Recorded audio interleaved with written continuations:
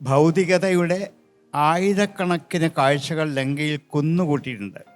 അത് രാവണൻ സ്വന്തം കഴിവുകൊണ്ട് നേടിയത് മാത്രമല്ല, എവിടെയൊക്കെ പോയി ആരെയൊക്കെ കീഴ്പ്പെടുത്തി ആക്രമിച്ചുവോ അവിടുന്ന് കണ്ട വിശിഷ്ട വസ്തുക്കളൊക്കെ ലങ്കയിൽ കൊണ്ടുവച്ചു. അങ്ങനെ ലങ്കയെ കമനീയമായി അലങ്കരിച്ചു, സ്വർഗതുല്യമാക്കി ലങ്ക. ഇത് നമ്മുടെ ഭൗതിക ജീവിത ലോകത്തിലെ ഒരു പാഠമാണ്. നമ്മളും എന്തും സ്വന്തമാക്കാൻ വേണ്ടി പാടുപെടുകയാണ്. ജീവിതം മുഴുവൻ അതിനു വേണ്ടിയാണ്.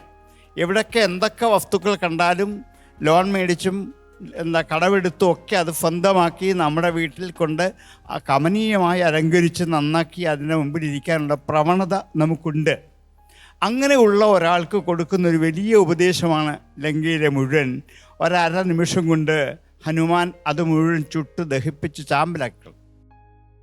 ഇങ്ങനെ നശിച്ചു പോകാനുള്ളതാണ് എന്നുറപ്പായി നമ്മുടെ ജീവിതത്തിൽ ഇങ്ങനെ അനാവശ്യമായി നേടിക്കൂട്ടുന്ന അനേകം വിഭവങ്ങളൊക്കെയും ഈശ്വരദൃഷ്ടിയിൽ നിമിഷം കൊണ്ട് നശിപ്പിക്കാൻ കഴിയുമെന്ന് അടുത്ത കാലത്തെ യുദ്ധങ്ങളും വെള്ളപ്പൊക്കവും ഒക്കെ നമ്മെ തെളിയിച്ചു കഴിഞ്ഞാണ്.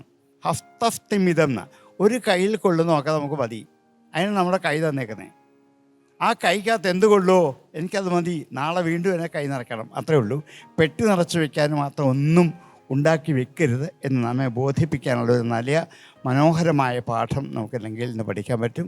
അതൊരു ജീവിത പാഠമായി പകർത്താൻ കഴിയട്ടെ എന്ന് ആശംസിക്കുന്നു.